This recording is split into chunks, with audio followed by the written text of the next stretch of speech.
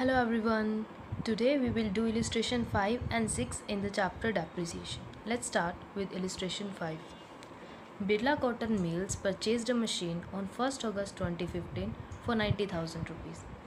On 1st October 2016, it purchased another machine for 40,000 rupees. दो machine खरीदी गई है. फर्स्ट मशीन 1 अगस्त 2015 को और सेकंड मशीन 1 अक्टूबर 2016 को. On 30th June 2017, it sold off the first machine purchased in 2015.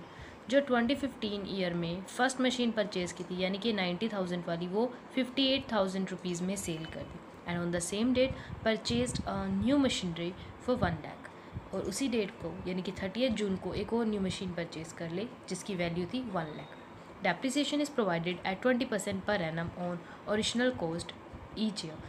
यानी कि जितनी भी मशीन की या जितनी भी एसेट की वैल्यू है उसका 20% डेप्रिसिएशन चार्ज होगा each year. Accounts are close each year on 31st March. Show the machinery account for 3 years. 3 years तक बनाना है. 3 ईयर्स मतलब 2015 से स्टार्ट हुआ है तो 2015 to 2016 1 year, 2016 to 2017 2 years and 2017 to 2018 3 years. हमें 31st मार्च 2018 तक बनाना है. CGST and SGST are charged at 6% each on purchase and sale of machinery, but CGST और GST मशीनरी को अफेक्ट नहीं करते. इनके लिए सेपरेट अकाउंट्स रहेंगे तो इसलिए मशीन अकाउंट में इनका कोई इम्पैक्ट नहीं रहेगा. Let's start this question. First machine कब खरीदी है? 1 अगस्त. तो यहाँ लिखेंगे 2015 अगस्त 1 टू बैंक अकाउंट. मशीन की वैल्यू है 90,000 रुपीज़. फिर 2016 को लगेगा इस मशीन पर डेप्रिसिएशन. डेप्रिसिएशन कितनी रेट है? 20% पर एनम, राइट. या वैल्यू कितनी है? 90,000 की. खरीदी कब है? अगस्त में. जब भी डेप्रिसिएशन कैलकुलेट करो दो फैक्टर्स ध्यान रखने. एक तो रेट ऑफ डेप्रिसिएशन जो हमें पता है 20%. सेकेंड टाइम पीरियड कितना है. देखो अगस्त 1 से 31st मार्च तक कितने मंथ्स बनेंगे. You have to calculate that. It will be 8 months. तो यहाँ पहले हम कैलकुलेट कर लेंगे 90,000 20%. और कितने मंथ्स का है हमारा? अभी 8 मंथ्स का. 20% अगर करते तो आता 18,000 each year, but we have to calculate.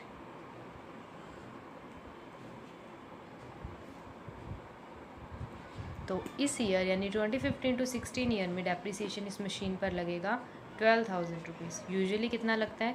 18,000. अब यहाँ निकाल लेंगे by balance CD closing balance. 90,000 में से 12,000 डिडक्ट कर देंगे.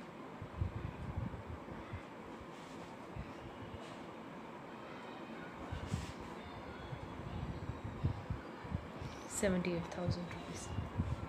2016 मार्च 31 के बाद जो डेट आएगी वो आएगी 2016 की अप्रैल 1. सेकेंड मशीन कब परचेज़ किया? 1 अक्टूबर 2016. यानी कि 2016 टू 2017 का जो ईयर है इसके बीच में एक और मशीन परचेज़ की. पहले तो बैलेंस BD लिख देंगे. उस मशीन का ओपनिंग बैलेंस था 78,000.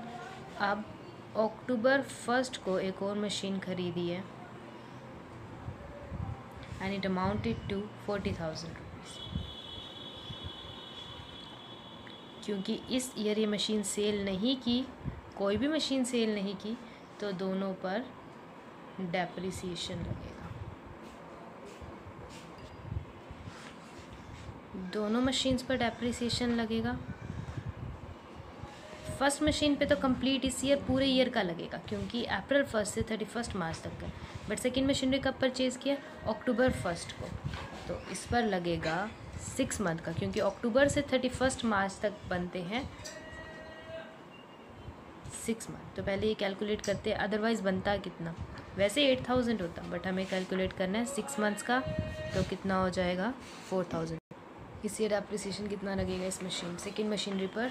4,000. तो टोटल डेप्रिसिएशन हो गया 22,000 रुपीज़.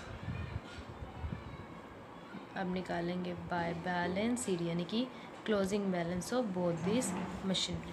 78,000 में से 18,000 माइनस किया तो 60,000 रुपीज़, और 40,000 में से 4,000 डिडक्ट किया देन 36,000 रुपीज़। टोटल हुआ 96,000 rupees.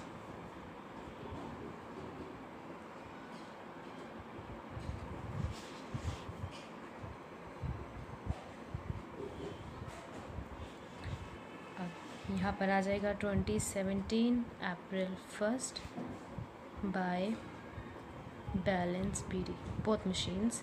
First machine 60,000 and second machine 36,000. Total value will be 96,000.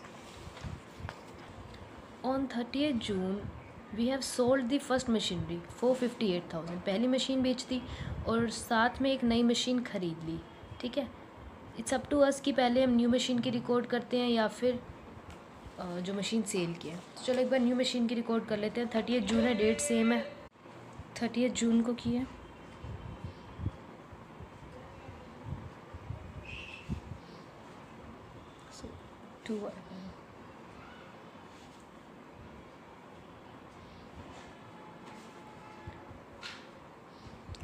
अब इसी डेट को 30 जून को मशीन एक सेल कर दी है, तो पहले जो मशीन सेल करनी है उस पर डेप्रिसिएशन लगाएंगे।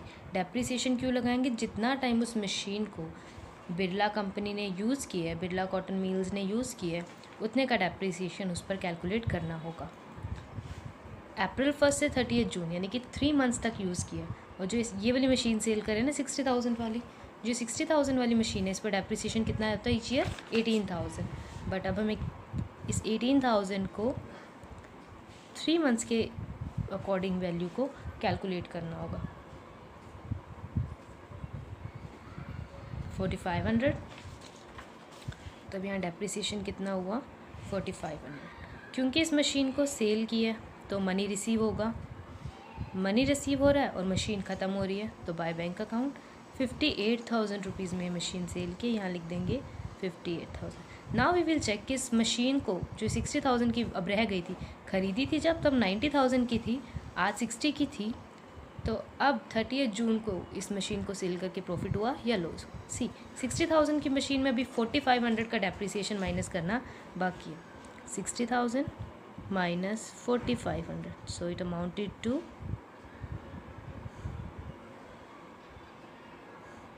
55,500। और ये सेल कितने की है? 58,000। तो प्रॉफिट हुआ इस बार कितने का प्रॉफिट हो गया? 2500 रुपीज़ का। जब कभी लॉस होता था तब उसे क्रेडिट साइड शो करते थे, बट अब जून 30 को प्रॉफिट हुआ है to profit on sale of machinery. In that case अब ऐसे दिखाया जाएगा कितना प्रॉफिट हुआ? 2500। Now we will write here. अब यहाँ 2017 को 2018 हो जाएगी। मार्च 31 एक तो जो ये मशीन थी ऑलरेडी थी उस पर डेप्रिसिएशन लगेगा, और जो एक नई मशीन 30th जून को खरीदी है इस पर डेप्रिसिएशन लगेगा bye depreciation account first. Alright, तो ये 36,000 वाली मशीन है, ये इस पर डेप्रिसिएशन कितना लग रहा है ईच ईयर? 8,000 रुपीज़। कैलकुलेट किया था ना हमने 8,000, 40,000 का 20% 8,000। और जो ये सेकंड अभी हमने ख़रीदी है 1 लाख की, इस पर डेप्रिसिएशन लगेगा अब 9 मंथ्स का, क्योंकि जून 30 को खरीदी है। जून 30 से लेके मार्च 31 तक कितने मंथ्स होंगे? 9 मंथ। तो 1 लाख का पहले तो 20% कैलकुलेट करेंगे, 20,000 रुपीज़। अब हम कैलकुलेट करेंगे 9 मंथ्स का 15,000 रुपीज़। सेकेंड मशीन पे डेप्रिसिएशन लगेगा 15,000। अब निकालेंगे बैलेंस सीरी। 36 की 60 वाले तो सेल कर दिए ना, 36,000 में से 8,000 गए, 28,000, और सेकेंड 1 लाख, 1 लाख में से 15,000 माइनस कर देंगे तो आएगा 85,000। 1,13,000। और अब इसका क्या कर देंगे टोटल। इसका टोटल आएगा 1,98,500। अब जो ये बैलेंस सीडी है यहाँ पर आकर हो जाएगा बैलेंस बीडी, और इसी ओपनिंग बैलेंस के साथ क्वेश्चन को एंड कर देंगे। So this is how you have to solve this question. अब देखते हैं next illustration. A company whose accounting year is the calendar year. When they say कि अकाउंटिंग ईयर कैलेंडर ईयर है, इट मीन्स उस company का starting होती है 1 जनवरी से और अपनी बुक्स को क्लोज करती है ऐसी कंपनीज 31 दिसंबर को। यूजुअली अकाउंटिंग पीरियड होता है 1 अप्रैल टू 31 मार्च, राइट। बट अगर कोई कंपनी ये कह रही है कि वो अपनी अकाउंटिंग को कैलेंडर ईयर के अकॉर्डिंग करती है, देन इट मीन्स 1 जनवरी से तो अपनी बुक्स ओपन करती है और 31 दिसंबर को अपनी बुक्स क्लोज करती है। On 1 April 2017 machinery costing 30,000 rupees purchase की गई। 1 अप्रैल को 30,000 की मशीन परचेज़ की। अब यहाँ पर पता क्या गलती होती है, मशीन 1 अप्रैल को ख़रीदी है तो जब हम डेप्रिसिएशन लगाते हैं कंप्लीट ईयर का डेप्रिसिएशन लगा देते हैं, ये समझकर कि अकाउंट्स जो है 31 मार्च को क्लोज होंगे। बट अकाउंट्स क्लोज होने 31 दिसंबर को। ऑन दैट बेसिस अब जो डेप्रिसिएशन लगेगा इस मशीन पर वो लगेगा अप्रैल टू दिसंबर तक, मतलब अप्रैल, मई, जून, जुलाई, अगस्त, सितंबर, अक्टूबर, नवंबर एंड दिसंबर, 9 मंथ्स का, क्योंकि 31 दिसंबर को बुक्स क्लोज हो जाएंगी। It purchased further machinery on 1st October 2017 costing 20,000 rupees and on 1st July 2018 costing 10,000 rupees. On 1st January 2019, 1/3 of the machinery which was installed on 1st April 2017 became obsolete and was sold for 3,000 rupees. जो machine 1/3 machinery cell की है जो 1 अप्रैल 2017 को ख़रीदी थी, क्योंकि वो obsolete हो गई थी और 3,000 में उसे सेल कर दिया गया। 1 अप्रैल 2017 को कौन सी मशीनरी खरीदी थी? 30,000 रुपीज़ की। उसकी 1/3 यानी कि 10,000 रुपीज़ की कॉस्ट तक की मशीन को सेल किया। फर्स्ट मशीन परचेज़ की है 2017 अप्रैल 1 को। कितने अमाउंट की है? 30,000 रुपीज़ की, राइट। एंड देन एक और मशीनरी खरीदी है उसी ईयर 1 अक्टूबर,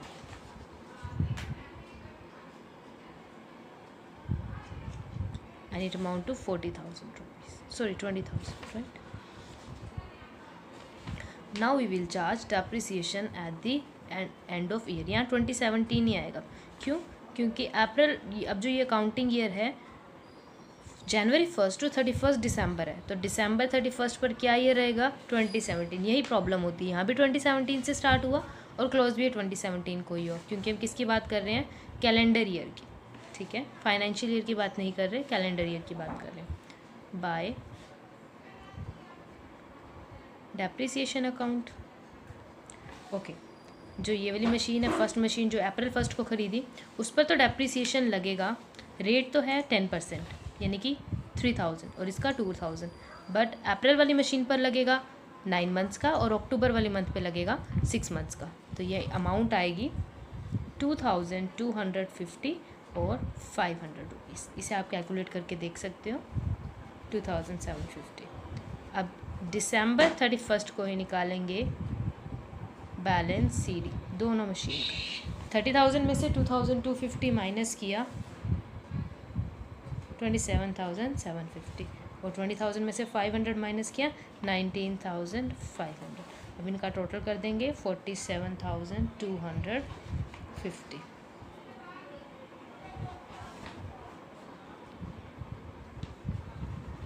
अब ये जो है बैलेंस 2017 वाला, यहाँ पर 2018 जैन 1 का ओपनिंग बैलेंस बने। ये इंपॉर्टेंट बात थी इस क्वेश्चन में।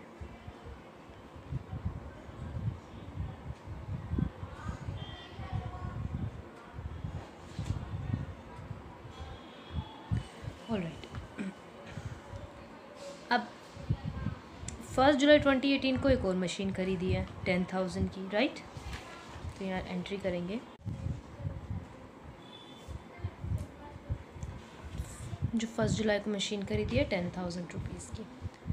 अब इन तीनों मशीन्स पर लगेगा depreciation 2018 December 31st bye depreciation account. All 3 पर लगेगा। फर्स्ट जो मशीन है उस पर कितना आया था, कैलकुलेट किया था हमने 3,000 रुपीज़, क्योंकि 30,000 की है, 10% कितना हो जाएगा 3,000। सेकेंड मशीनरी कितने की थी 20,000, उस पर पूरा हो जाएगा 2,000। जो जुलाई 1 को खरीदी है 10,000, वैसे तो 10% 1,000 रुपीज़ होगा, बट यहाँ 6 मंथ्स का लगेगा, तो यहाँ क्या आएगा 500। Total depreciation 5,500। अब यहाँ लिखेंगे balance CD first, second and third. 27,750 में से 3,000 की मशीनरी ख़त्म हो गई, 24,750। 19,500 में से 2,000 माइनस करेंगे तो 17,500, और 10,000 में से 500 माइनस कर देंगे 9,500।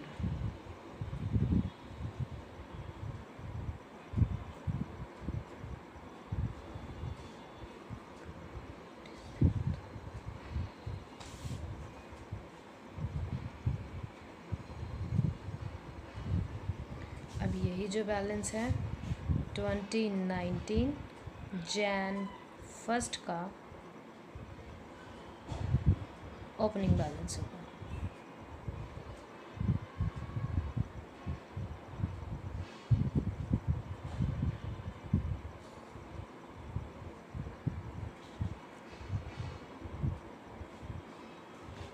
राइट, Jan 1 को एक मशीनरी सेल की है, बट यहाँ जो मशीनरी सेल की है ना वो 1/3 सेल की है, यानी 30,000 रुपीज़ वाली मशीनरी उसका 1/3 पार्ट 10,000 की मशीनरी सेल की, और 10,000 की कितने में सेल की है 3,000 रुपीज़। Jan 1 को ही सेल कर दी है, क्योंकि Jan 1 को ही सेल कर दिया है और Jan 1 को ही ओपनिंग है, तो यहाँ पर डेप्रिसिएशन तो कोई लगेगा नहीं इस मशीन पर। नेक्स्ट अकाउंटिंग ईयर स्टार्ट होते ही सेल कर दी तो 3,000 रिसीव हो, बट हमें ये देखना पड़ेगा ना कि इस मशीन को सेल करके प्रॉफिट हुआ या लॉस। 3,000 की जो मशीन सेल की है वो इसका 1/3 है, तो इट मीन्स जो अभी मशीनरी 30,000 की थी अब उसकी वैल्यू बची है 24,750। इसका 1/3 करना होगा, 24,750 का 1/3 अमाउंट आ जाएगा 8250। 8,250 रुपीज़ की जो मशीनरी थी वो 3,000 में सेल हुई, तो इट मीन्स 5,250 रुपीज़ का लॉस हुआ by loss on sale of machinery.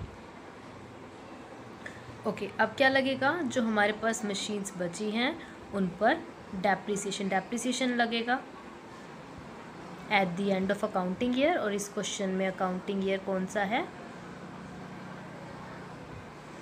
इस ईयर में अकाउंटिंग ईयर है calendar year, that is January 1 to December 31st।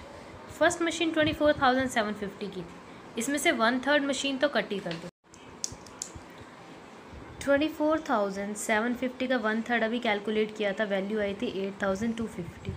इसे माइनस कर देंगे तो वैल्यू आ जाएगी 16,500।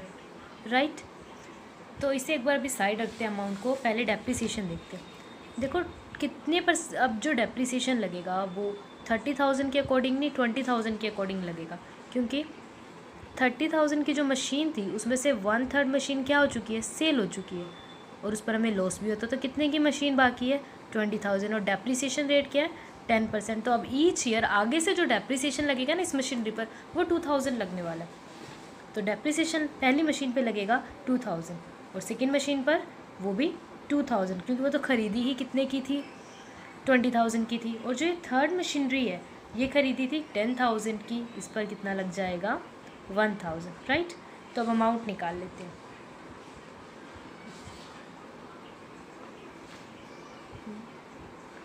By balance CD first, second और थर्ड। ओके, ये जो 24,750 है इसमें से 1/3 मशीन क्या हो चुकी है, सेल। तो अब इसकी वैल्यू एक्चुअल में कितनी है, 16,500। और अब 16,500 में से 2,000 रुपीज़ माइनस कर देंगे तो कितना आ जाएगा, 14,500। तो ये फर्स्ट मशीनरी की बैलेंस है।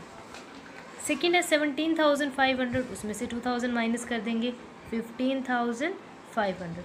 थर्ड मशीन 9,500 है, उसमें से 1,000 माइनस कर देंगे, 8,500। टोटल हो जाएगा 38,500 और इन सब का टोटल आएगा 51,750। So this is how you have to solve the question. So that's it for today. Hope you understand today's lecture. आज हमने 2 नए पॉइंट सीखे कि कई बार मशीन सेल करके प्रॉफिट भी हो जाता है, तो प्रॉफिट को डेबिट साइड शो किया जाता है। और दूसरा हमने सीखा कि ज़रूरी नहीं है हर एक बिज़नेस 1 अप्रैल टू 31 मार्च ही काम करे। कुछ बिजनेसेस अपने अलग कैलेंडर ईयर या अलग अकाउंटिंग ईयर पे भी कोई भी अकाउंटिंग ईयर अपना कंसिडर कर सकते हो। सो that's it for today. Hope you understand today's lecture. Thank you.